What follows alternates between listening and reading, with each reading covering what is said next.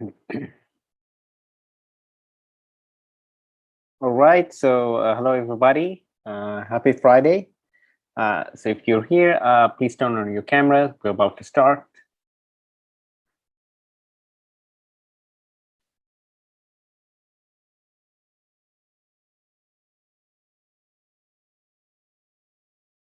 Now let's see here to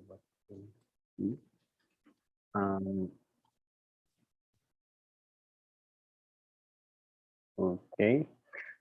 Just another reminder. So today I'm going to do like a short video on the statistical software we're using, which is called Jamovi. I've already mentioned it before and shared the link on Blackboard. However, I also just shared the link right now to the chat. So while I'm giving just going to have a very short lecture today, because I want to spend more time showing you different parts of the software. So while I'm giving the presentation, could you please, try to download this software right here. It's fully free and it doesn't occupy a large space. And and then at the end of the class, we'll spend like 10-15 minutes showing you around the software. So now I'll just share my PowerPoint. Okay, cool. So we start.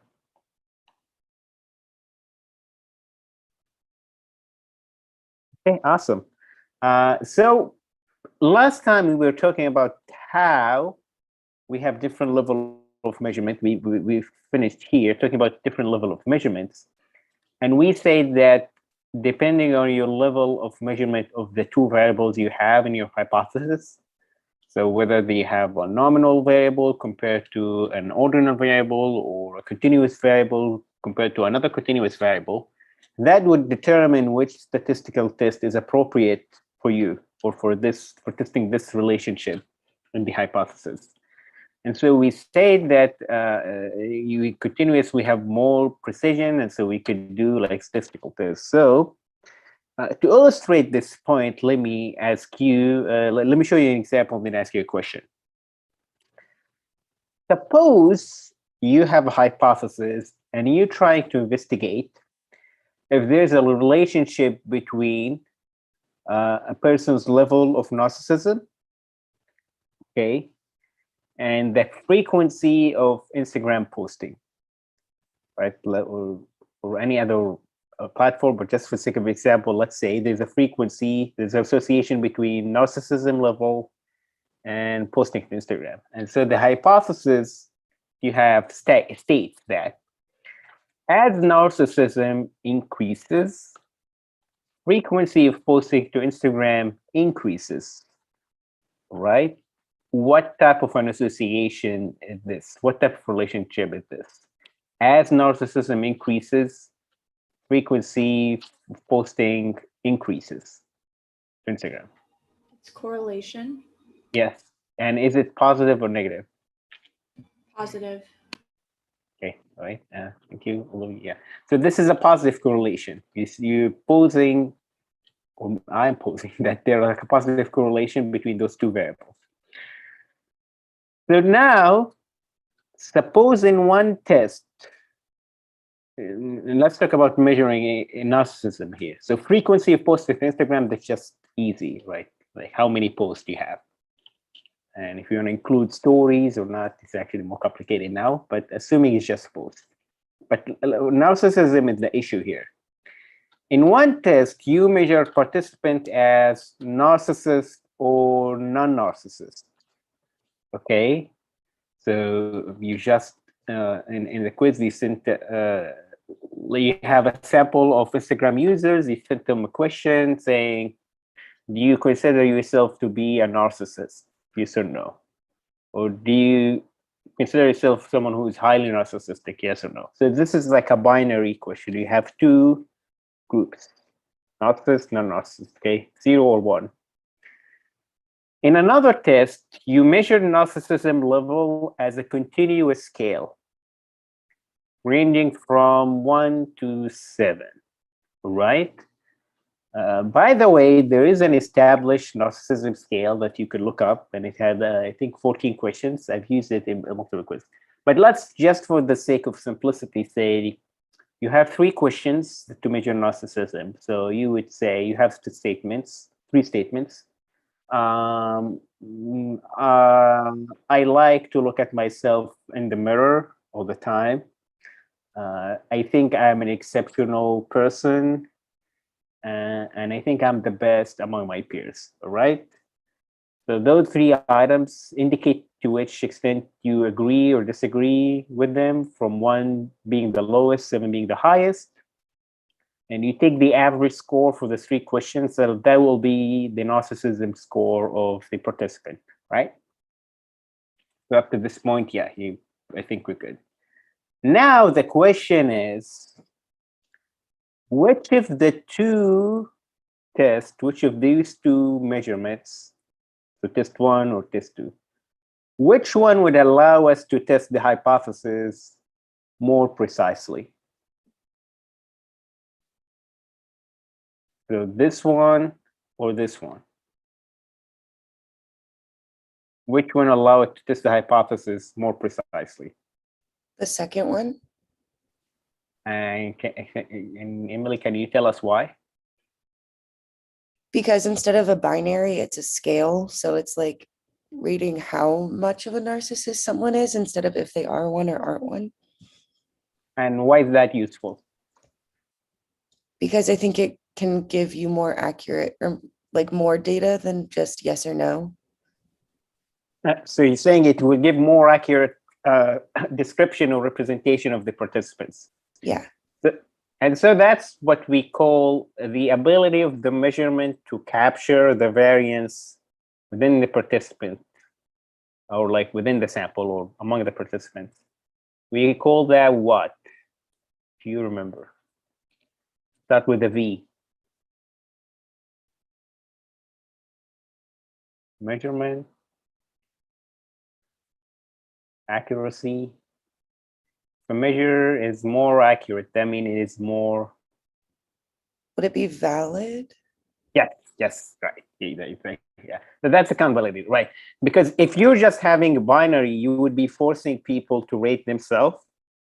And so someone who's, if you think, yeah, I'm sort of in the middle, so you would forcing me to choose 0 or 1. And so you would have more people who are not narcissists being categorized as narcissists, and people who may be slightly closer to narcissists being categorized as like non-narcissists. So yeah, you're not getting an accurate representation of the sample. So that's one.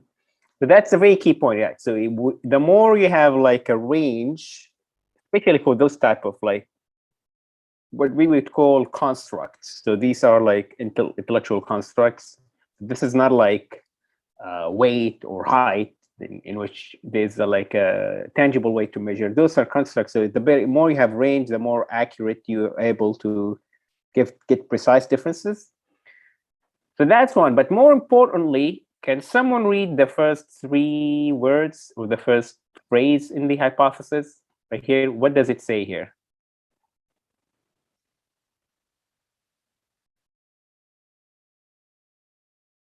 Someone just read it. As narcissism increases. Yeah, as narcissism increases. What does that mean? As narcissism increases, it means what? That there's some sort of scale of like how much narcissism someone has. Yeah. So just even the hypothesis is saying this thing can come in different portions or like in different volumes. So you could have like a lot of narcissism, a little bit narcissism, being half narcissistic, being simplistic here, right? But it's saying, yeah, it's more like a personality trait, and it could increase. And as it increased, we would see a trend also of frequency of posting increasing, right? So it is talking about a correlation, a positive one. One increases gradually, and the second would also increase gradually, right? So that's a correlation. So to conduct to do a correlation test, you would need two continuous variables, right? You want to see, like, you'd have a chart as X increases, Y also increases, if it's a positive, or if X decreases, Y increases, if it's a negative correlation, right? That's what I mean, like, yeah, the type of variable would allow you to test, to conduct different tests. So when you have an independent variable is continuous, dependent variable is continuous, you can conduct a correlation, all right? So frequency of posting as it relates to narcissism level or narcissism score, yeah. So you could see two lines if they correlate or not. But when you're just comparing two groups or like multiple groups, so that's like the categorical part. So we have, you just said we have a group of narcissists and a group of non-narcissists, or like a group of females and a group of males, or a group of people who are college students versus people of the same age who are not into college, right? So two groups. And then you're looking into the other variable is continuous. Then it's simply, you'll just be looking at mean scores. So you would compare the mean of the first group to the mean of the second group. Mean means average, right? And we have different tests for that we're going to mention in a few slides. So that's what I mean by mean comparison, because the first variable is not continuous. So you cannot draw a line and see how if it gradually increases, the second variable, would it also gradually increase or not? You're simply having different groups, and then you can just compare the mean scores, whether you have 2 groups, 3 groups, 4 groups. We'll show you it could do that, right? So one categorical, the second is continuous. If you have the two, if you see like both are categorical. So let's say, for example, if you I want to test the association relationship between, say, gender and the type of smartphone you own. So let's say you have first variable genders. So for sake of simplicity, let's say male and females. And then the second variable type of cell phone. So is it iOS or Apple or Android? And you want to see if there's an association between gender and the tendency to own iOS or Android. Right? So that's more about proportionality. And in the example I gave on Wednesday, and also on the Panopto video I posted, remember the one about gender and smoking status? So we want to see if the different genders, if one specific gender is more proportionally being smokers or more proportionally non-smokers, right? So the proportion of the gender in the sample, is it equal also within each category, or will it vary based on the category of the other variable, right? So that's when you're having something we would call the chi-square, and that's for cross-tabulation test. So you have two categorical variables, right? So categorical means either nominal or ordinal. And so we could test like the relationship between them. There's a fourth one that we're not going to cover in this class, but you know of. What if the continuous variable was the independent variable and you want to predict the categorical outcome? So let's say, for example, your independent variable being level of income, and the dependent variable was like enrolling in like a gym. All right, that's called logistic regression, because the dependent variable is actually the categories, and it's so similar to the mean comparison, but it's flipped, because yeah, you want to see if like something is correlated with if a continuous variable will predict belonging to a group or not belonging to a group. So that's one we won't cover in this class, although it's not really hard to teach, to be honest with you. And so based on that, so how many inferential, like why do we need so many inferential tests? So that's the reason, because the numbers we could draw actually is limited or constrained by the type of variables we have, right?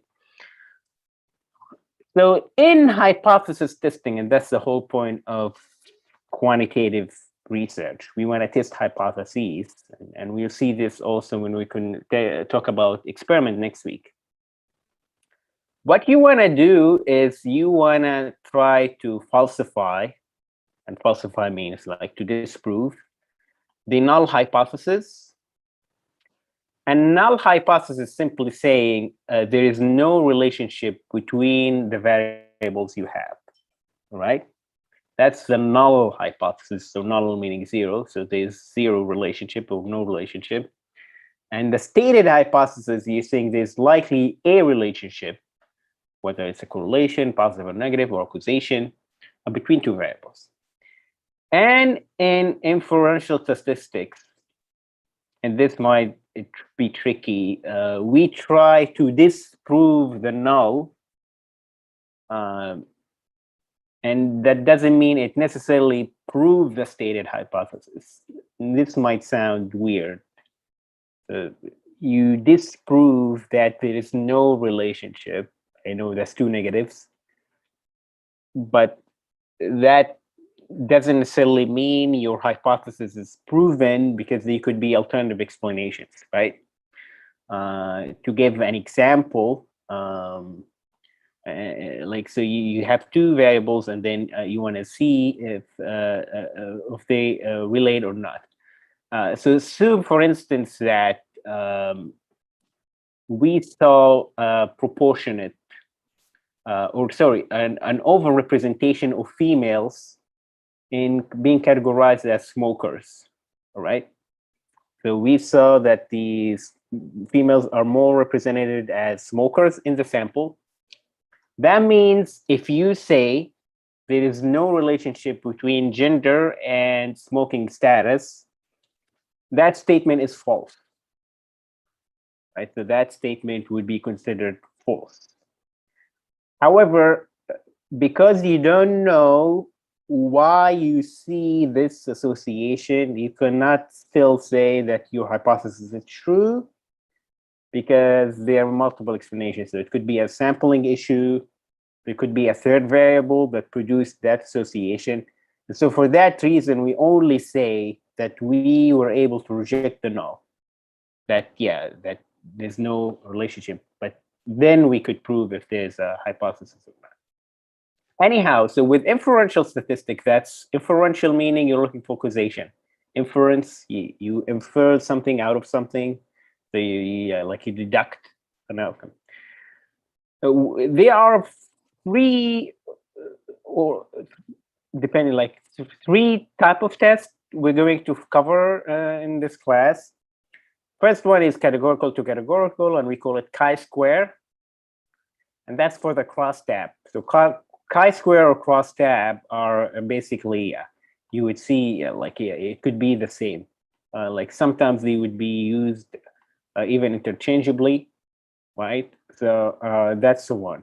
And that's to test if there's a disproportionate representation of one group in one variable into different categories in another variable, right? So like smoking and smoking status and gender. If you're doing categorical to continuous, that's mean comparison. So these are looking into like averages. So that's mean comparison. If you have two categories in one variable, those is the t-test. If you have more, it's called ANOVA. And you have continuous to continuous, that's the simplest one to imagine. It's just correlation. Two lines correlate or not. So yeah, this is what I'm saying. If you're having just binary variable, the independent variable is binary. So let's say gender. And then the DV is continuous, let's say income or number of pictures you post on Instagram. Then yeah, you'll just do t-test. And t-test again, it's just a mean comparison. What's the average score for group 1? What's the average score for group 2? And we compare. ANOVA or F-test, it's basically the same as the t-test, except for one thing, that you have more than two groups or two categories in your independent variable. So you're not comparing. So let's say I'm comparing different majors in the college and their test scores. So I have people who belong to comm major, people to psych major, people in poli science, and people, let's say, in art or visual arts or art history. So I have 4 or 5 groups, and I want to compare their average scores. So if you're comparing the mean scores of more than 2 groups, we call it F-test or ANOVA. But essentially, it's the same thing, right? MANOVA, which we're not going to cover, but just to let you know if you encounter it, MANOVA means you're having multiple independent variables with multiple groups. So if you're testing the association between gender, income level, and housing status on, let's say, performance, right? So you have gender maybe with 2 categories. Income level, let's say you have 5 income levels. And housing, let's say you live in an urban, suburban, or rural area. So yeah, you have like 3 categories, 5 categories, and 2 categories. So you have multiple interactions here. We do a MANOVA. That's the one like do. And you won't be required to know about it in this class. And continuous to continuous is correlation, as we mentioned. So the chi-square, which we started talking about it on Wednesday, and even in the video I posted. So you compare observed frequencies to expected frequencies. And that's I already posted in the video, and so you would need to follow that to see how it happens. But it's basically you show if the distribution of one categorical variable is proportionate in another one. And so it's simply put, if there's no relationship, the proportion here, the ratio here should also be this case here, here, and here. So as we mentioned, females are 52% of the sample, males are 48%. And if there is no relationship whatsoever between gender and smoking, that percentage should be the same for each of the 3 categories. So here, 48 to 52, 48 to 52, 48 to 52. That's what we call the expected frequency right here. And then we have the observed, that's the actual numbers you see in whatever the sample gives you, right? So that's then what we would call calculating the difference between the observed variables, the observed values and the expected values in the variables you're measuring, right? So again, observed are just the actual numbers you have, the given numbers, and the expected is just the proportionate distribution. If the percentages are the same across the categories you're comparing, then what would be the numbers you should see? If those 2 are different, if the observed value is different than the expected value, then what? Then that means one variable or one category is disproportionately underrepresented or overrepresented in another category, right? To translate what I just said, that means female, for instance, would be overrepresented, let's say, in being current smokers than what an even or proportionate distribution would entail, right? So that's the chi-square. If that's the case, if you see a difference, you would reject the null hypothesis. And again, you would hear that phrase a lot, or we'd read it when we go to read, especially next week, when we'd read results from actual research paper, that they would say, we reject the null, but they won't tell you we accept the hypothesis. Actually, you reject the null hypothesis, which is to say that the differences are not due to random variation. Remember when we talked about that earlier? So you have random error, and then you have actually systematic error. if there's a random area, so if for instance, if the difference between observed and expected, let's say it's just 1, is that significant? Not really. And it doesn't necessarily has to do with the size, but I'm going to explain it later. But if it's a systemic thing, we can then say it's not due to random variation. It's actually this subpopulation is different than the other subpopulation, or different than the population. So in other words, in this example, the belonging to the female gender make people different in terms of their preference for smoking, at least in this sample, right? At least in this sample. Whether you get a good sample or not, that's a different question, right? And so, yeah, but to remind you, it's always that you're rejecting the null and not accepting the stated hypothesis, which is a very key distinction. What is chi-square and how to calculate it? Then I have a piece of news. So you won't be calculating it by hand, although it's easy. So the statistical software will more likely do it for you. But chi-square is basically the difference between the observed or unexpected squared. So this one you would do yourself in the exercise I posted to Panopto.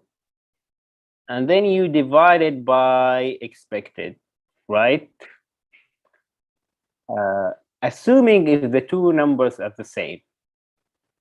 All right, so if you, let's say here the observed was like 41 and the expected was 41.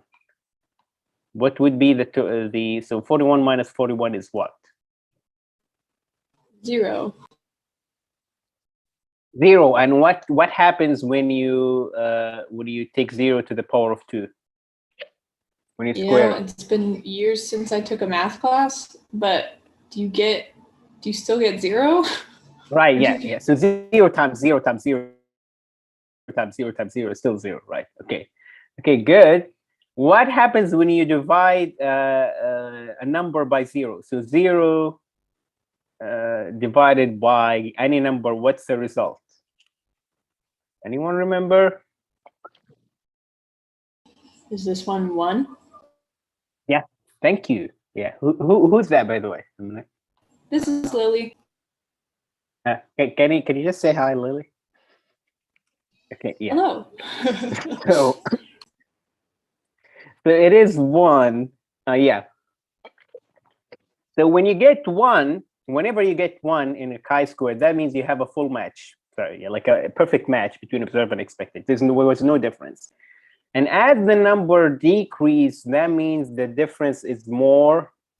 Is what? 1 is perfect, and as you go lower, that means the difference is what?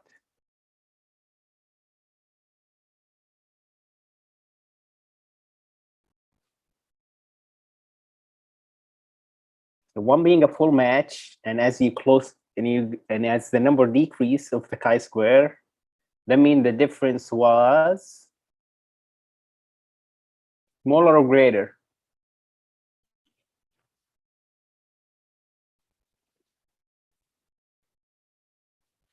All right, maybe you need a math version, but once it gets lower than 0, that means the difference was greater, right? Because if here you get a larger number, right, like you could get you get a fraction smaller than 0, and the more fraction it is, like if you get like 0.02, that means the difference between these two was greater, right? So my point is saying, so chi-square 1 is always a number between 1 and 0. You never get 0, by the way, but it's always 0.00 something. And so as you go lower than 1, that means the difference was greater. And so that would indicate, not necessarily, but would indicate that there is a difference.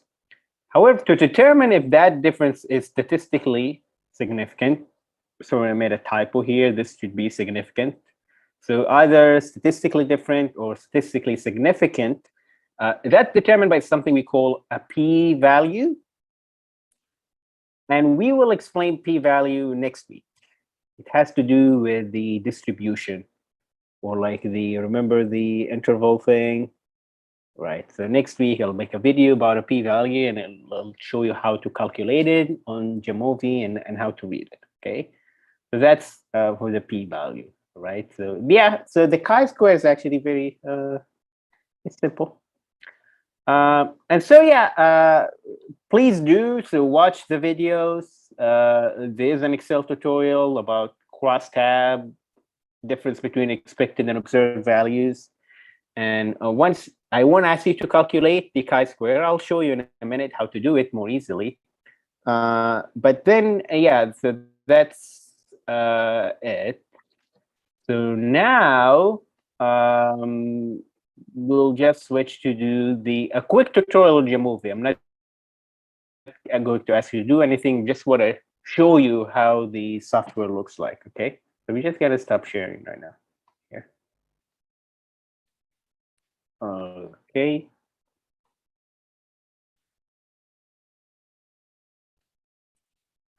So could you please turn your cameras back on? I just want to say something. Let's see.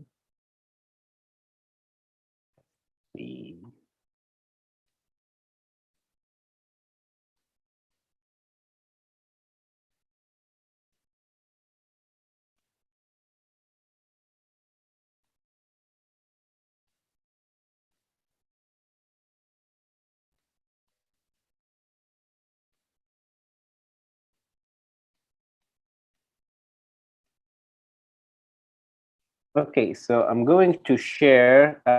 So how many of you did you get Jamovi installed, or have you encountered any problem, or is it too slow? You got it? So Lily got it. So who has it? Okay, so you mean not. Okay. Good, good, good.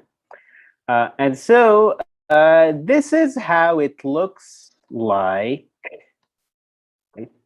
So what I did here, so this is, you should be familiar with this spreadsheet. So this is from the sidecar donuts.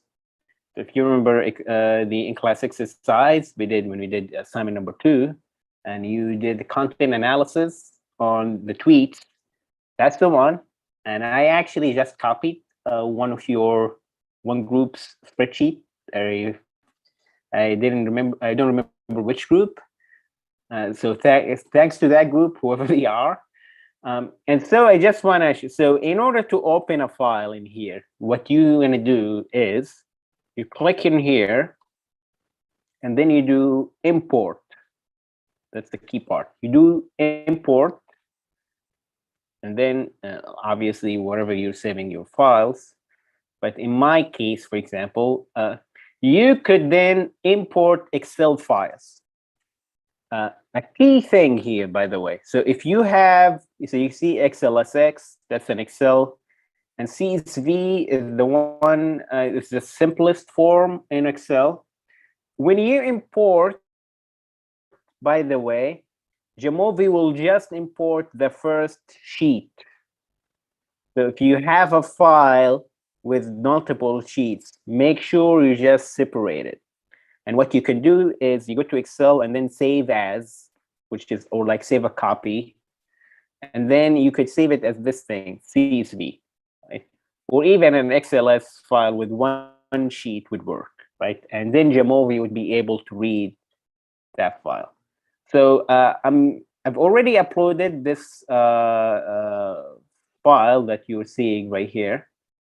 So I already uploaded it to Blackboard, so you should be able to download it to your computers and open it, right? Then I'll just want to show you like just the basic stuff. So obviously, you see here like similar to Excel, tweet link, text, category code. And if you see this thing right here, category code, if you'll click on it, so let's switch to data. Click on setup. So measure type. You see what it says here? What does it say? Nominal. So here they are, nominal, ordinal, continuous, right? And I like the illustration. So nominal is just showing you 3 different groups with no particular rank. Ordinal is showing you 3 groups with a rank. So you go like, yes, it's like a highest, middle, lowest. And continuous is, yeah, it's like you're having like a roller, and then, yeah, you're continuously measuring something with fractions, divisions, zeros, and all of that. So these are the type of variables we've been talking about. So here, categorizing by the code or the theme of the content itself. So that's the category code for the content analysis. Day of the week, that's Monday, Tuesday, Wednesday. So I did that myself.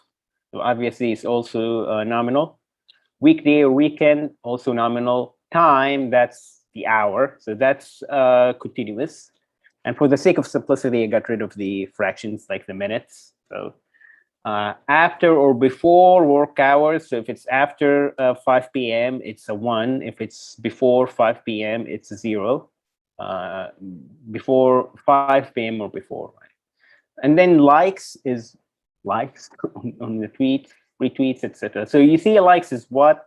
Continuous. You have one like, 2 like, 3 likes, and then averages could vary. Let me show you. Okay, so this is how it is, and you could follow along if you could import the files to yours.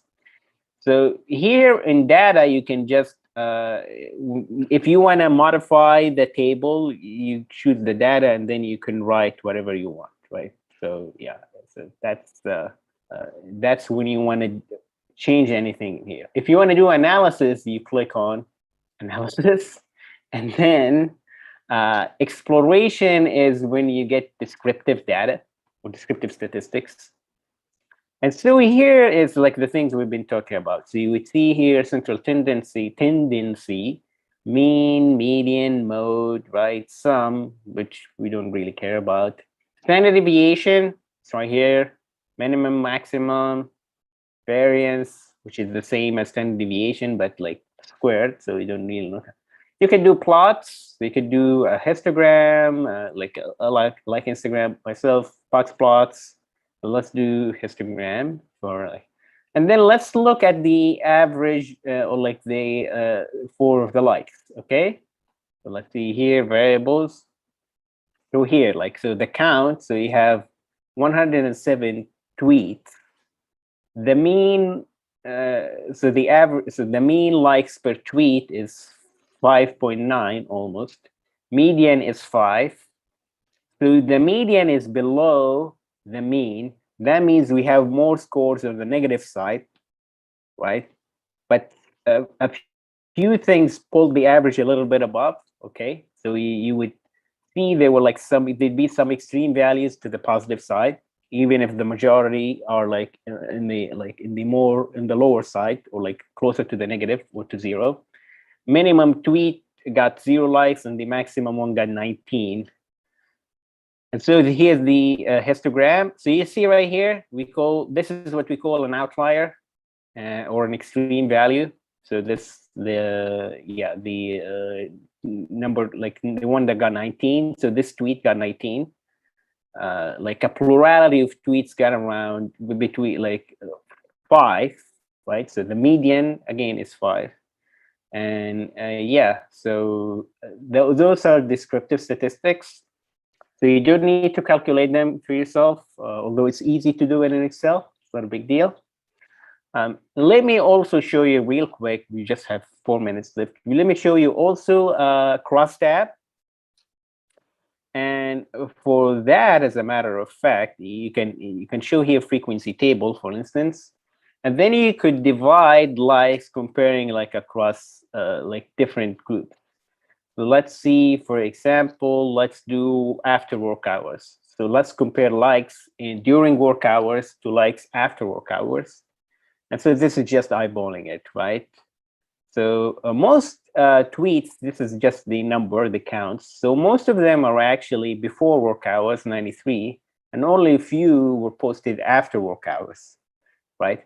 So basically, in this shop, when people leave the store at 5 p.m., they basically don't tweet. That's like the story, right? And obviously, this is reflected here. So likes during work hours are slightly higher than likes during work hours. And yeah, that's the distribution. If you want to compare two categorical variables, that's the chi-square, you would go to frequencies. All right. So frequencies is the one. And if you having like you want to do a contingency table, you click on here. So this is chi-square is represented an x2. So you can click on it. And then, yeah, here. And you want to see if you see here rows and columns. So you pick one variables to take the rows, another variables to take the column. On Excel, you do the same and you drag things in the pivot table. So let's say, what should we do? So let's do, okay, so maybe media type. I'm just doing it haphazardly, right? And then weekday or weekend, okay? All right. So we want to see if there is like, if they disproportionately post more photos during the weekday or weekend. Weekend here is 2, weekday is 1, right? And yeah, we could see here that this is the distribution. So cross tab. So we have 2 variables, one in rows, one in columns. And then if you see here, counts, observed counts, and expected. And so if they were evenly divided between weekday or weekend, what should we see for link, photo, and video? So we should click on this. So you see here the difference between observed and expected, right? To 3 to 3.03, 73, 73.4. And so you could see there's actually no difference. And so the chi-square value is, yeah, like a 0.2. And then you see here the p-value is 0.09, and that indicates it's not significant. So in other words, there's no difference between, there's no relationship between that media type that this account posts and the time in which they posted during weekday or weekend.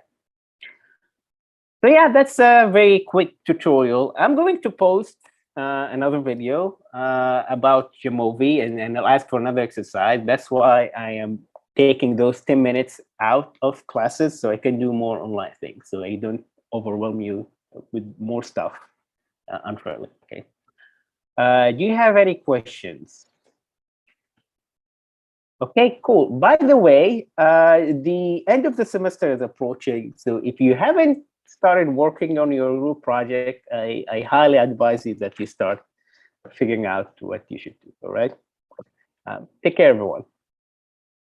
Thank you. Thank you. Thank you.